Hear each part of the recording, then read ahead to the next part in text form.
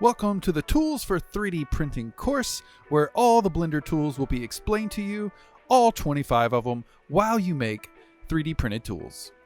By the end of this lesson, you're going to do the 5 extrude tools, inset tool dice.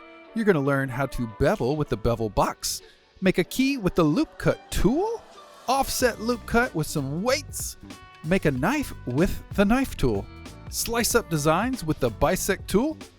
You can make custom mask with the polybuild tool, spin some screwdrivers with the spin tool, and some pipes with the spin tool. You're going to make textures around these screws and bolts, and also some jewelry with the spin duplicates tool.